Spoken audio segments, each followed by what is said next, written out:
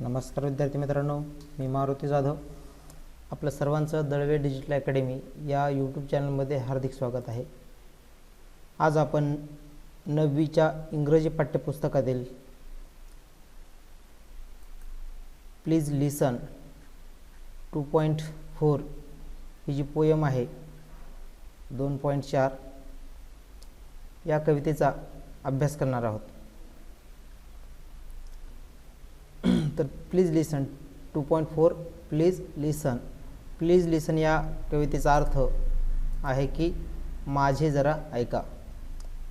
माझे जरा ऐका या कवितेमधून आपल्याला एक लहान मुलगा, किशोरवयीन मुलगा आहे आणि तो आपल्या आईवडिलांना त्याने एक विनंती केली आहे की आईवडिलांना तो सांगत आहे की मी सुद्धा जे काय बोलतो आहे ते माझं म्हणणं सुद्धा एखाद्या विषयावर तुम्ही ऐकणं गरजेचं आहे.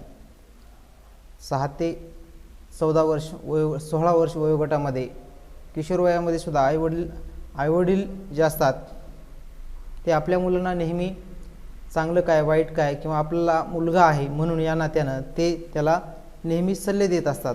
पण हा जो मुलगा आहे तो मुलगा म्हणतोय की तुम्ही माझं काहीही न ऐकता तुम्ही फक्त मला फुकटचे सल्ले देतात. ते मला सल्ले फुकटचे नको आहेत. तर माझंसुद्धा तुम्ही माझ्या काय भावना आहेत, मला काय वाटतं, मला काय करायचं आहे, मला काय बनायचं आहे हे सुद्धा तुम्ही विचार करणं गरजेचं आहे. फक्त मी तुमचेच विचार ऐकून न घेता माझंसुद्धा मत काय आहे अशा प्रकारचा तो एक रिक्वेस्ट किंवा एक विनंती त्यांना करत आहे.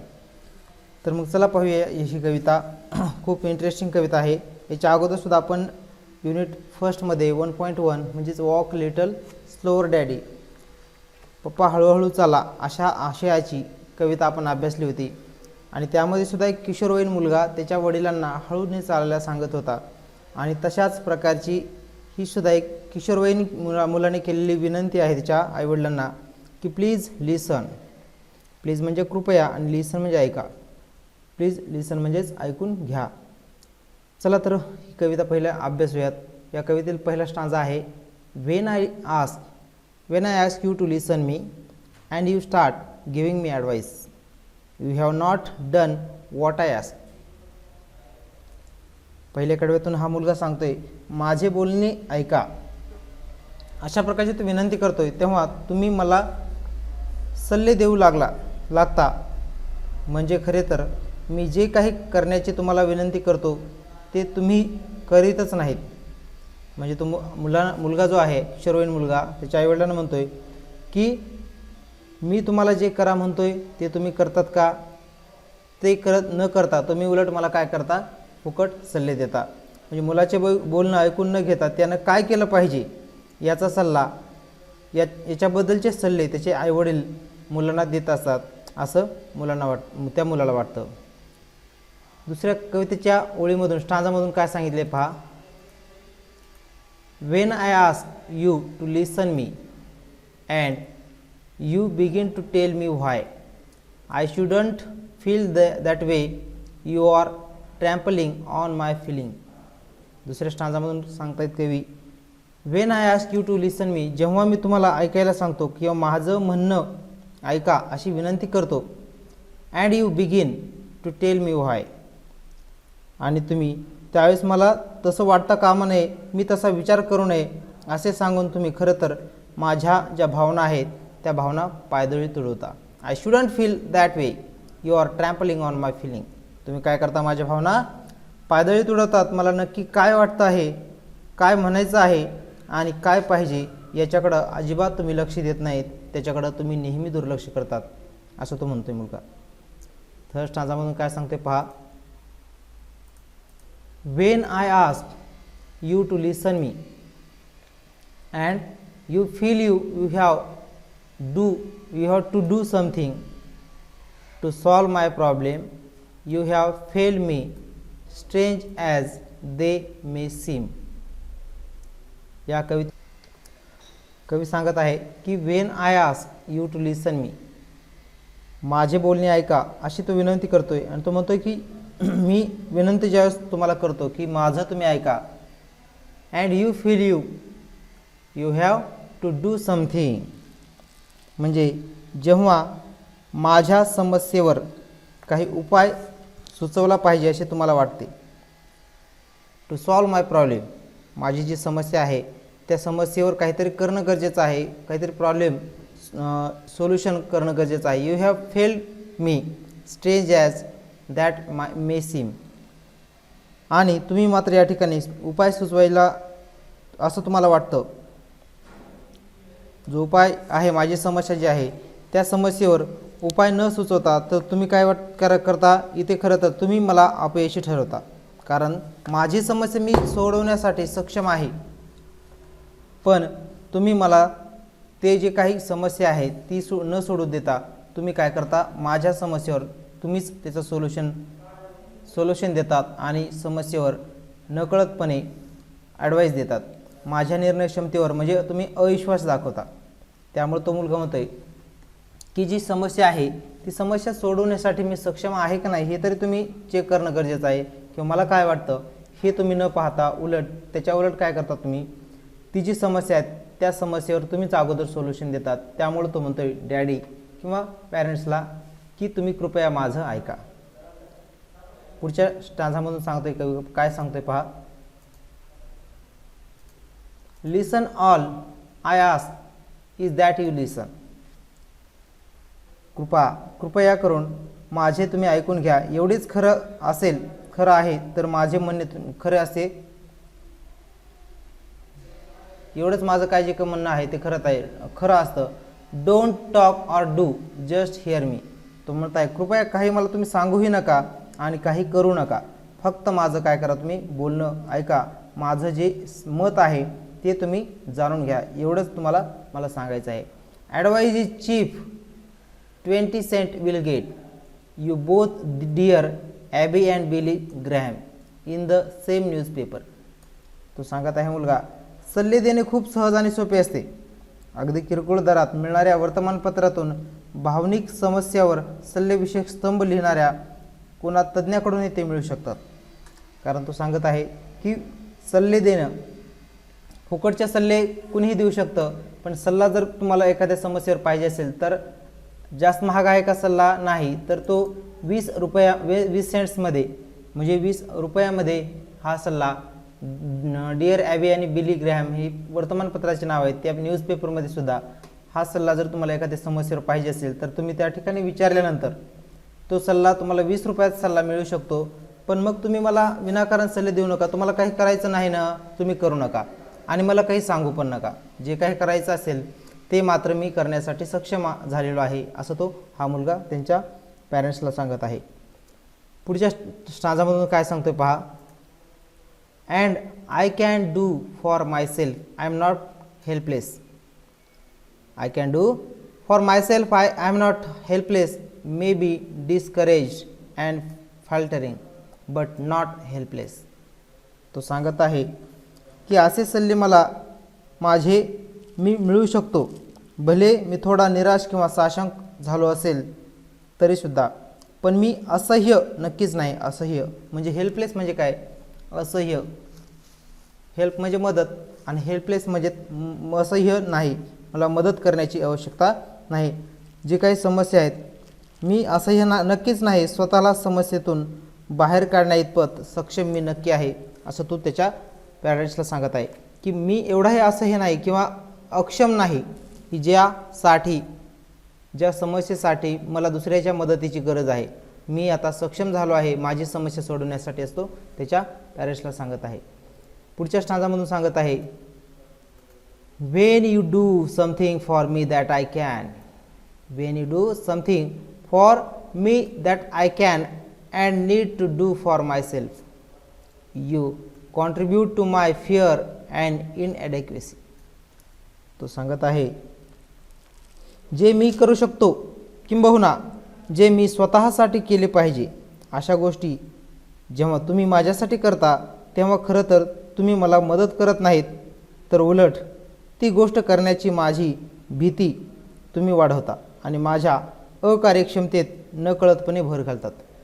म्हणजे ज्या गोष्टी मी करायला पाहिजे ती गोष्ट मला तुम्ही करूच देत नाहीत, तर ती गोष्ट मी करण्या अगोदरच तुम्ही काय करतात ते तुम्ही करण्याचा प्रयत्न करतात आणि मला तुम्ही मदत करत आहात असं मला वाटतं, पण त्याच्या उलट काय होतं, माझी तुम्ही भीती वाढवता. कारण की मला काहीतरी जमत नाही किंवा येत नाही अशा प्रकारची भीती तुम्ही अगोदरच माझ्या मनामध्ये निर्माण करता. त्यामुळे तो सांगतोय डॅडी प्लीज लिसन, कृपया माझा ऐका.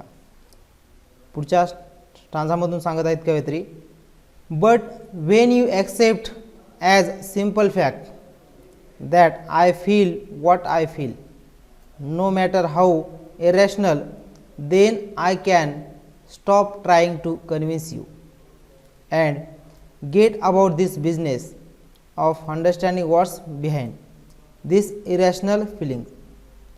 तो सांगत आहे but when you accept as a simple fact that I feel what I feel. तो सांगत आहे की मला जे वाटतं ते कितीही अविवेकी गैर वाटलं तरी माझ्यात त्या माझ्या भावना आहेत. ही बाब तुम्ही आहे अशी किंवा आहे तशी स्वीकारली तरच ती तुम्हाला पटवून देण्यात मला माझी शक्ती खर्च करावी लागणार नाही. आणि त्या ज्या गोष्टी किंवा ज्या भावना अतर्क्य आहेत त्या भावनेमागील कारणं शोधण्याकडे, त्यावर विचार करण्याकडे मी लक्ष देऊ शकेन. त्यामुळे सांगत आहे no matter how irrational then I can stop trying to convince you. ज्यावेळेस तुम्ही एखादं साधं तत्त्व समजून शकत नाहीत, मला जे काय वाटतं ते तुम्ही समजून घेऊ शकत नाहीत, हे सांगण्यासाठी मी काय करू शकतो काय करू शकत नाही हे समजून सांगण्यासाठी मला तुम्हाला कन्व्हिन्स करावं लागतं आणि तुम्हाला सांगावं लागतं की अशा प्रकारे ही जी एनर्जी जी माझी वेस्ट होते त्याच्यापेक्षा जर मी ती कार्य केलं ते कार्य मला उलट काय आहे सोपं आहे. कारण की त्यात एनर्जी मी कमी एनर्जीमध्ये तेच काम चांगल्या प्रकारे करू शकतो. Of understanding what's behind that's this irrational feeling, असं तो हा मुलगा त्याच्या पॅरेंट्सला सांगत आहे. and that's clear, the answer are obvious and I don't need advice. Irrational feelings make sense when understand what's behind them. ज्यावेळी तसे मी करू शकेन त्यावेळी खरं तर मलाच उत्तरे सापडतील. when that's clear, the answer are obvious and I do not need advice. ज्यावेळेस एखादी गोष्ट मी करू शकेन असं मला वाटेल त्यावेळेस मलाच त्या प्रश्नाची उत्तरं सापडणार आहेत आणि त्यावेळेस मला सल्ला घेण्याची गरजसुद्धा भासणार नाही. Irrational feeling make sense when we understand what's behind them. आणि अशा अविवेकी भावनामागील कारणं शोधली तर त्या आपल्याला समजून घेता येतात याचा अर्थसुद्धा मला आपोआप उलगडेल. Perhaps that's why prayer works sometimes. Perhaps that's why prayer works sometimes for some people, because God is mute and he doesn't give advice or try to fix things. तो मुलगा सांगत आहे म्हणून कदाचित देवाकडे केलेली प्रार्थना काही वेळ अधिक प्रभावी ठरते. कारण देव हा म्यूट असतो. म्यूट म्हणजे मूक असणे म्हणजे न बोलणारा, शांत असणे. तो कोणतेही सल्ले देत नाही किंवा कोणत्याही समस्यांचं निरसन करण्याचा प्रयत्न सुद्धा करत नाही. म्हणून मला कदाचित वाटतं की देवाकडे केलेली प्रार्थना काही वेळा कधी तुमच्याकडे केलेल्या प्रार्थनेपेक्षा सुद्धा कशी असते, प्रभावी असू शकते असं तो सांगत. देव कोणत्या समस्येवर सल्ला देतो का? देत नाही. देव फक्त सर्वांच्या समस्या ऐकून घेतो शांतपणे आणि ते सोडवण्यासाठी तो कोणताही सल्ला देत नाही असं तो म्हणतोय. की मला तुमच्याकडे समस्येचं उत्तर मागण्यापेक्षा मला देवाकडे जर मी एखादी समस्या मांडली तर त्याचं उत्तर तो न देता तो शांतपणे ती समस्या ऐकून घेतो. त्यामुळं मला देवाला समस्या सांगायला जास्त आवडेल तुमच्यापेक्षा सांगत आहे. God just listen and let's your work it out for yourself. So please listen and just hear me. And if you want to talk, wait a minute for your turn and I will listen to you. या ठिकाणी हा किशोरवयीन मुलगा सांगत आहे तो देव हा फक्त काय करतो, लोकांचं घराणं, लोकांच्या समस्या, लोकांचे प्रॉब्लेम जे आहेत शांतपणे ऐकून घेतो. प्रत्येकाला आपला मार्ग आणि आपला उपाय स्वतःच शोधू देतो. तो स्वतः शोधत नाही, तर शांतपणे सर्वांचं जे काही म्हणणं असेल, बोलणं असेल, राग असेल, वैताग असेल, तो ऐकून घेत असतो आणि तो सर्व ऐकून घेतो. त्यांना काही म्हणजे सल्ला न देता तो फक्त निरीक्षण करत असतो, ऑब्झर्व करतो कोण कशा प्रकारे स्वतःच समस्येवर उपाय शोधत आहे याचा. त्यामुळे म्हणतोय and if you want to talk wait a minute. तेव्हा कृपया माझे फक्त बोलणं ऐकून घ्या. तुम्हाला जर काही बोलायचं असेल तर तुम्ही 1 मिनिट थांबा. तुम्ही तुमचा नंबर येईपर्यंत, तुमची पाळी येईपर्यंत तुम्ही थोडं थांबा. त्यावेळी तुमचं बोलणं मी नक्कीच ऐकून घेईल. And for your turn I will listen to you. ज्यावेळेस तुमचा नंबर येईल त्यावेळेस मी तुमचं नक्की ऐकेल.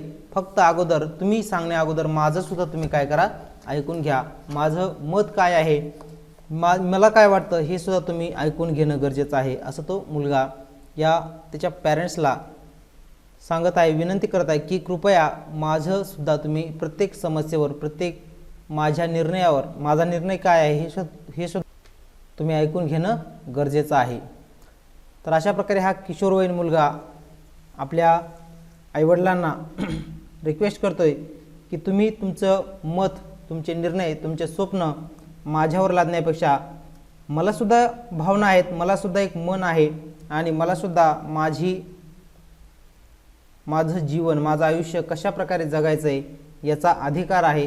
त्यामुळं तुम्ही तुमचे निर्णय माझ्यावर पूर्णपणे लादण्यापेक्षा मलासुद्धा त्या निर्णयाबद्दल, त्या गोष्टीबद्दल किंवा त्या समस्येवर कसा तोडगा काढता येईल, कशा प्रकारे मी सक्षम झालो आहे हे सुद्धा तुम्ही समजून घेणं गरजेचं आहे, असा हा मुलगा त्याच्या आईवडिलांना सांगत आहे. तर अशा प्रकारे ही कविता या ठिकाणी संपली आहे. अननोन पोएट आहे त्या कवितेचे, त्यामुळं ही कविता खूप इंटरेस्टिंग होती आणि लहान मुलाच्या मनातील किंवा किशोरवयीन जे मुलं असतात त्यांच्या मनात नेमक्या कोणत्या प्रकारच्या भावना येत असतात किंवा असतात ही सांगणारी या अर्थाची ही कविता आपण या ठिकाणी अभ्यासलेली आहे.